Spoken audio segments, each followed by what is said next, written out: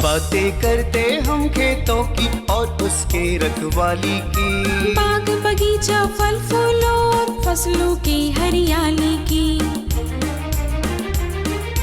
हम बीजों की बातें करते उत्तम जल संसाधन की, हम तकनीकी बातें करते फसलों के उत्पादन की। हर किसान का सपना सच हो जीवन सुखद बनाने को, गाँव-गाँव के हर आंगन का प्यारा सा ये दर्शन। कृषि दर्शन, कृषि दर्शन, कृषि दर्शन, कृषि दर्शन, कृषि दर्शन, कृषि दर्शन, कृषि दर्शन, कृषि दर्शन। नमस्कार, कार्यक्रम कृषि दर्शन में मैं शशिकला स्वागत करती हूँ आप सभी किसान भाई बहनों का। हमारा जुड़ाव सीधे हमारे किसानों से होता है ताकि हमारे इस कार्यक्रम के माध्यम से हमारे किसानों के बीच में अगर कोई भी कृषि संबंधित दिक्कत आती है तो हम उसे तुरंत दूर कर पाएं। हम हर दिन नई नई जानकारियां लेकर आते हैं ताकि हमारे किसानों की खेती किसानी बेहतर हो सके और उनकी आय में वृद्धि हो सके।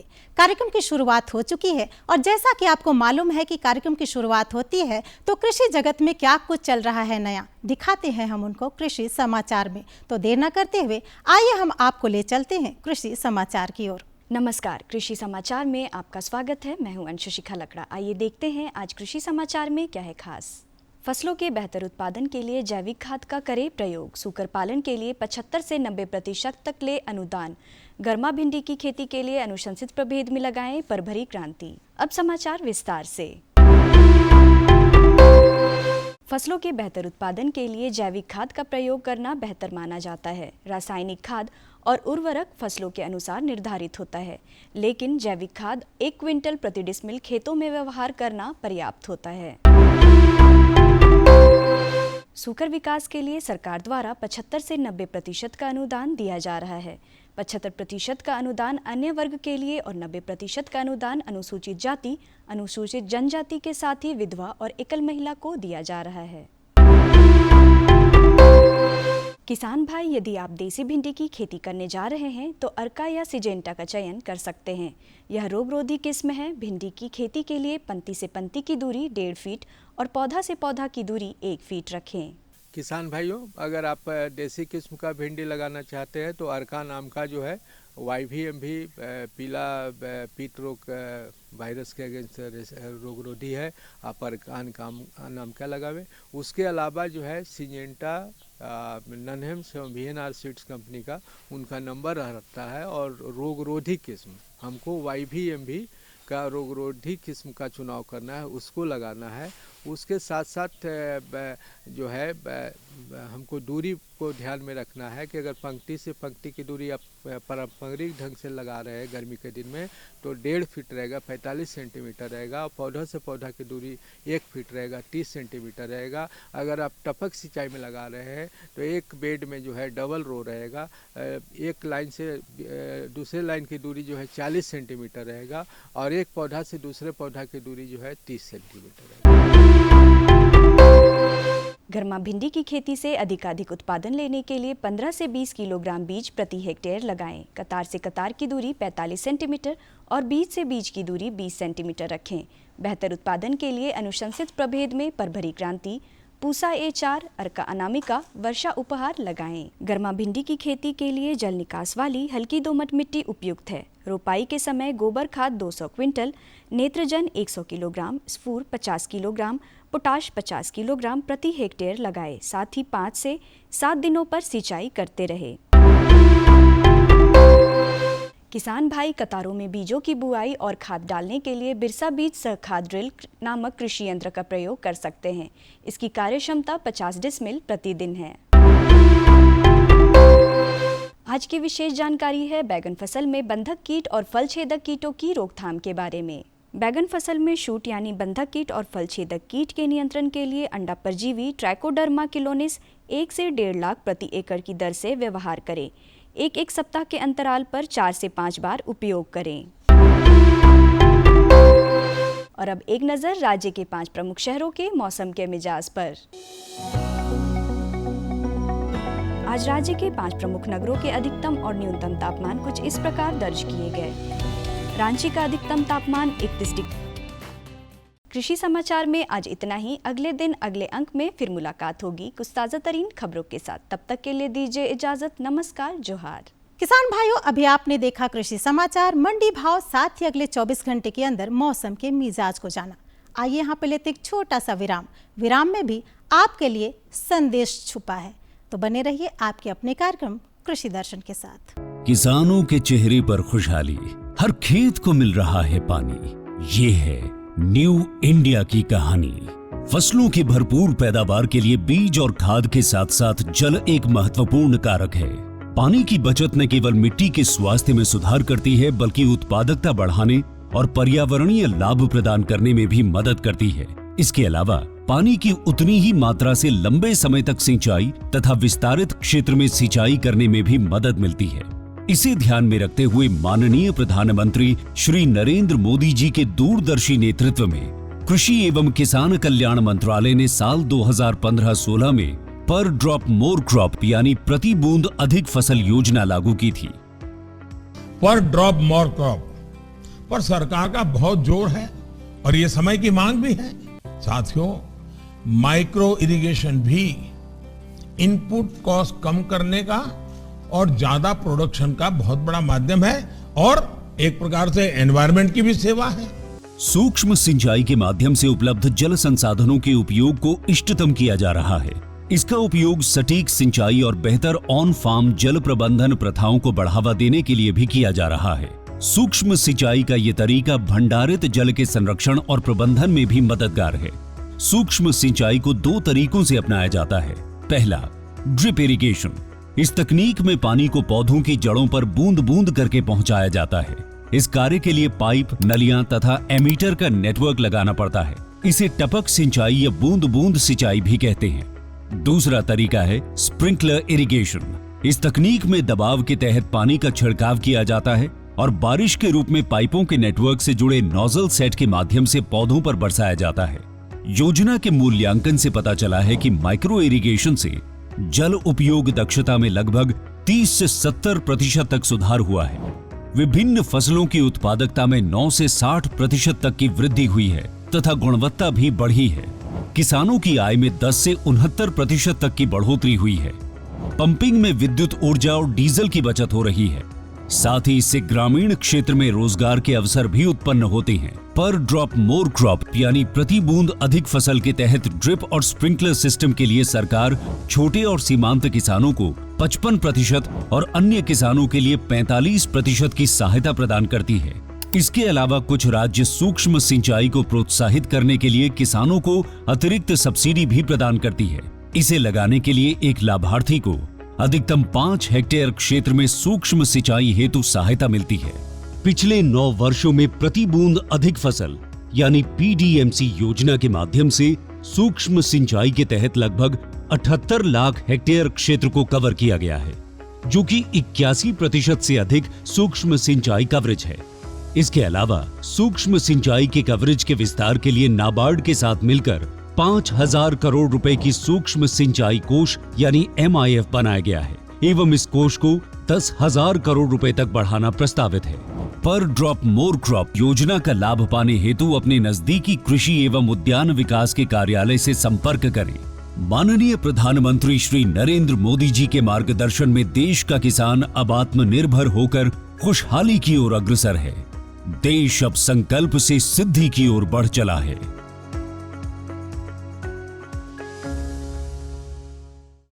किसान भाइयों, आइए हम आपको बताते हैं कि प्राकृतिक खेती से किस तरह से हमारे किसानों के बीच में आ रही है खुशहाली। जी हाँ, इस खेती को करने के लिए ना तो हमारे किसानों को कोई लागत की ज़रूरत पड़ रही है, ना ही किसी प्रकार के रासायनिक खाद की। हमारे किसान बड़े ही आसानी तरीके से इस खेती को कर रहे हैं और लाखों कमा रहे हैं। कैसे कमा रहे हैं और कैसे इस खेती को करके हमारे किसान खुशहाल हो रहे हैं, आइए हम आपको दिखाते हैं इस वृत्त चित्र के माध्यम से। कृषि दर्शन के इस कार्यक्रम में आप सभी का स्वागत है। आज हम आए हुए हैं बंदगांव प्रखंड के राजापारम गांव में, जहां पे किसान जो है जैविक खेती कर रहे हैं और जैविक के साथ साथ मिश्रित खेती भी कर रहे हैं। और यह आपको यह भी बताते चले कि राजापारम जो है अपने आप में खास है, क्योंकि यहाँ पुराने ज़माने में जैसे कि कहानी है, किंवदंती है कि राजा को नदी पे लोगों ने गोद में उठा के पार किया था, इसलिए इस क्षेत्र का नाम राजापारम पड़ा है। और जैविक के साथ साथ जब मिश्रित खेती करते हैं तो यहाँ के जो किसान हैं जिनके खेत में हम खड़े हैं, आप ये हरियाली देख के आपको लगता होगा कि कितना मेहनत और परिश्रम जो उनके पसीने हैं इस फूल की तरह उनको खिला रहे हैं। खेतीबाड़ी झारखंड की जीवन शैली का अविभाज्य हिस्सा है। गांव में बसने वाली बड़ी जनसंख्या के जीविकोपार्जन का आधार सदियों से खेतीबाड़ी रही है। राज्य में पारंपरिक खेती जैविक तरीके से की जाती थी, जिसमें रसायनों का उपयोग नहीं किया जाता था। लेकिन विगत कुछ दशकों से रासायनिक उर्वरकों और रासायनिक कीटनाशकों के उपयोग का चलन काफी बढ़ा है। उपभोक्ता और किसान अब रासायनिक उर्वरकों और कीटनाशकों के उपयोग से मानव स्वास्थ्य और मृदा की उर्वरा शक्ति पर पड़ने वाले प्रतिकूल प्रभावों से अनभिज्ञ नहीं हैं। ऐसा ही बंदगांव प्रखंड का राजापारन गांव है, जहां के किसान जैविक और मिश्रित खेती कर रहे हैं। यहाँ के किसान बरसात के मौसम से लेकर जाड़े और गर्मी के मौसम तक में होने वाली खेती बाड़ी में रासायनिक उर्वरकों को छोड़कर जैविक उर्वरकों का प्रयोग कर रहे हैं। हम लोग खेती कर रहे हैं। अभी बरसात में मक्का खेती की हुआ था, उसको उखाड़ करके हम बांदा लगाया, फूलगोभी लगाया, बैगन लगाया, बगैर सूरजमुखी लगाया, वो सब खेती किए हैं। हम लोग जानकारी हम लोग सामने संस्था करंजो संस्था है, वहाँ से जानकारी लिए। हाँ, अब पहले जो हम लोग खेती करता था बदलाव तो अभी बहुत फर्क आ रहा है। अभी का सीजन में हम लोग जैविक गोबर देते हैं, रासायनिक छोड़ दिए हैं और इसमें से फ़ायदा ले रहे हैं हम लोग। हाँ, बीमारी तो कीटनाशक जैसा उस कीड़ा उड़ा लगता है, वो दवाई छिड़कते हैं। हम लोग वहाँ सामने है, सप्ताह भर की 15 रोज भी ट्रेनिंग होता है, कभी कभी होता है एक दिन का भी रहता है। मती पूर्ति तकरीबन 1.5 से 2 एकड़ जमीन में करेला, बैगन, बंदा गोभी जैसी फसलों की खेती जैविक विधि से करते हैं। वे इससे अच्छी आमदनी प्राप्त कर लेते हैं और कुछ बचत भी हो जाती है। के तरह हम लोग लगा रहे हैं, करेला, नेनुआ, झींगा, खीरा वो सब लगा रहे हैं। हाँ, यहाँ तो हम लोग सरसों, बांधा गोभी, बैगन वो सब वगैरह है। साल में हम लोग सब खर्चा उर्चा करके वैसा 30-35 हम लोग सालाना बचत करते हैं। एकड़ बोलने से हम लोग करीब 2 एकड़ 1.5 एकड़ से लगभग हम खेती करते हैं। मदद तो हम लोग कभी कभी आ जाता है तो बात में मदद कर देता है। हम लोग घर वाला सब हम लोग परिवार से 2 आदमी 3 आदमी और कभी कभी गांव का आदमी मदद देता है। बाल बुतरू तो मेरा 1 ही 2 है। हम लोग पढ़ाया लिखाया जैसा, हाँ, खेती से ही पढ़ा रहे हैं। मती पूर्ति का मानना है कि जैविक खेती से पौधे स्वस्थ होते हैं, फल स्वादिष्ट होता है, साथ ही बाजार में इनकी मांग भी ज्यादा है। जैविक विधि से उपजाई गई फसल ज्यादा स्वादिष्ट होती है और पौधों में ज्यादा समय तक फल लगते हैं।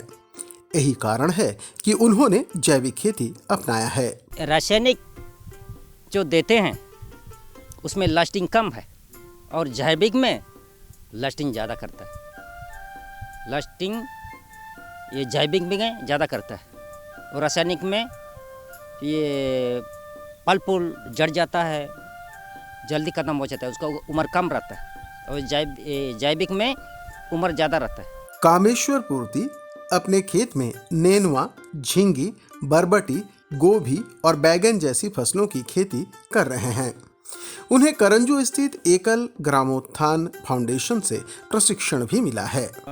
नेनुआ, झींगा, ये बरबटी,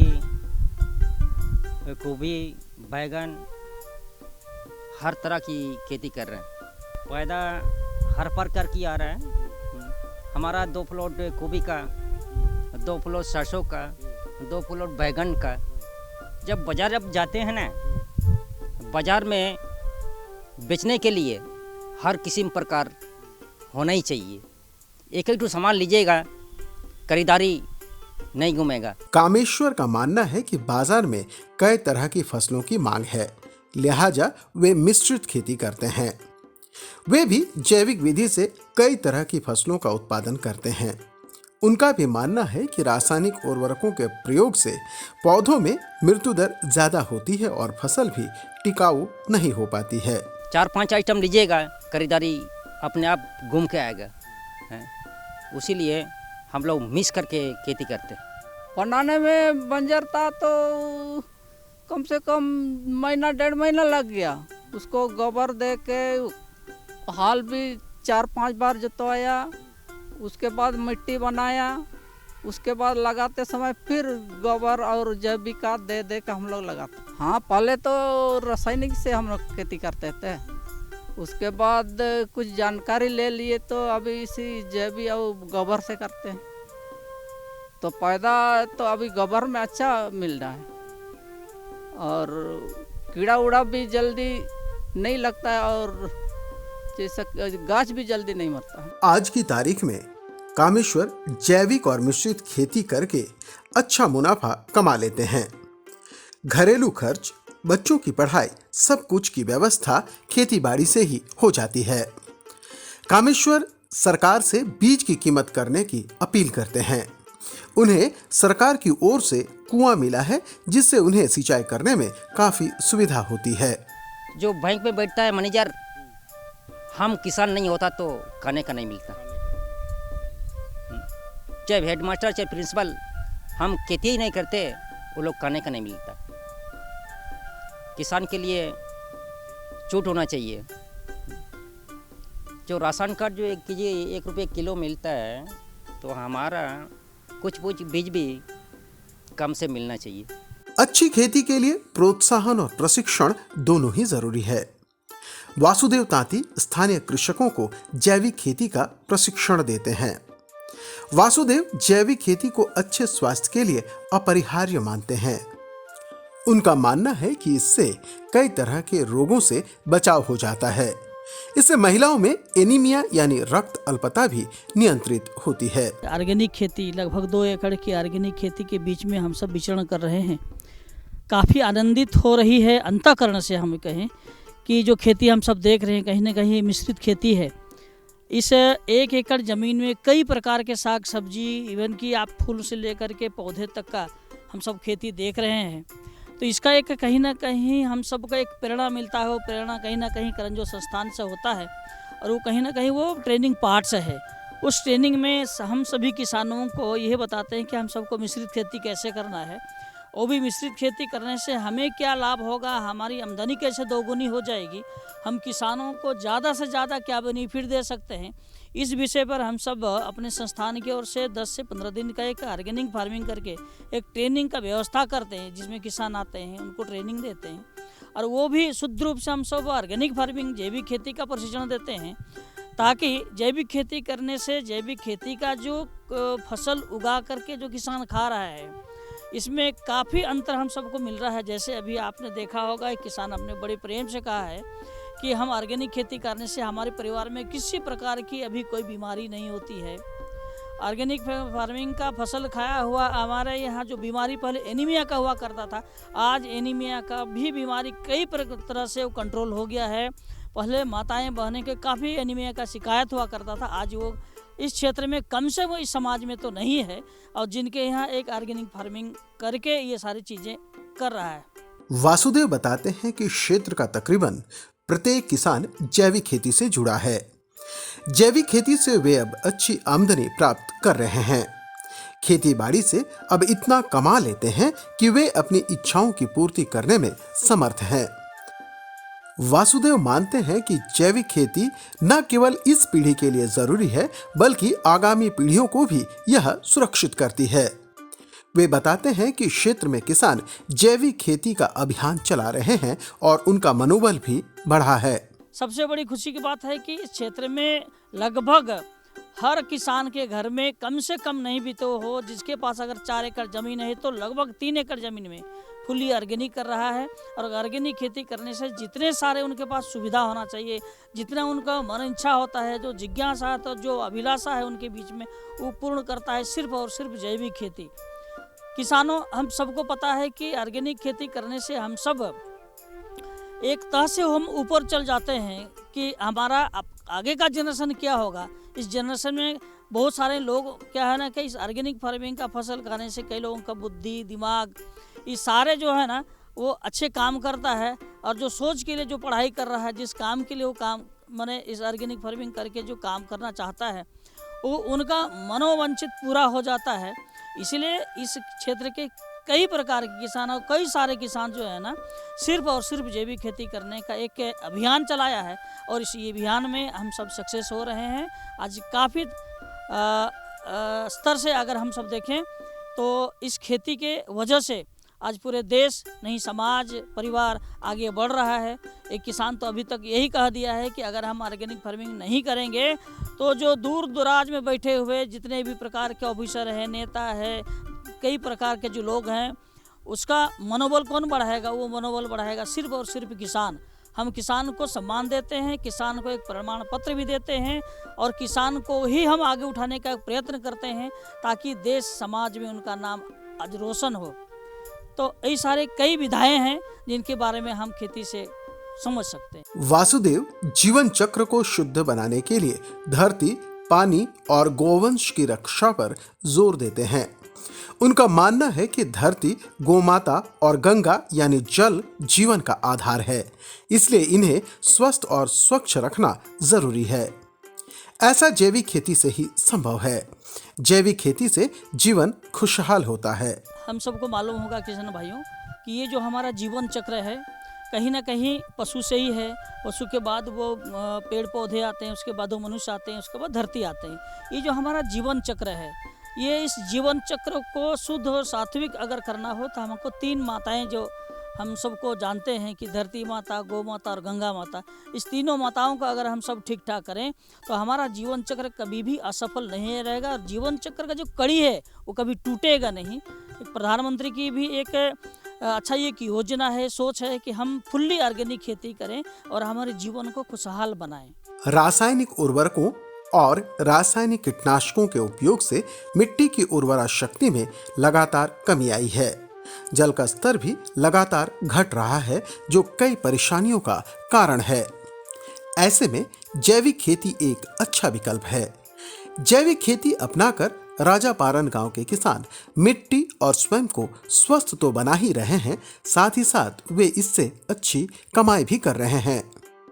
ये एक ही खेत में कई तरह की फसलों का उत्पादन कर अपनी और उपभोक्ताओं की थाली में पोषण सुनिश्चित कर रहे हैं।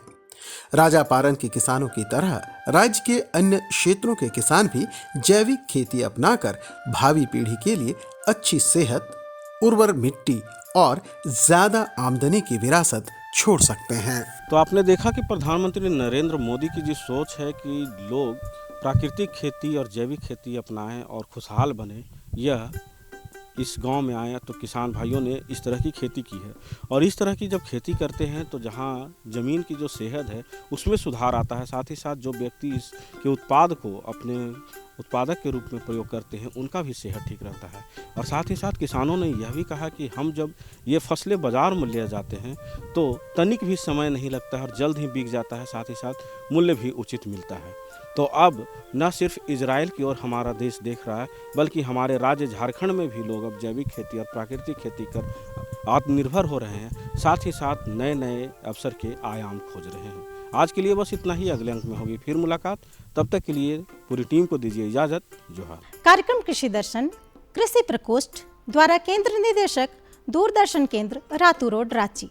पिन संख्या है 834001। तो इसी तरह से हमारा कार्यक्रम देखते रहिए और लाभान्वित होते रहिए। फिर मिलेंगे, तब तक के लिए कृषि दर्शन की पूरी टीम के साथ मुझे दीजिए इजाजत। नमस्कार, जोहार।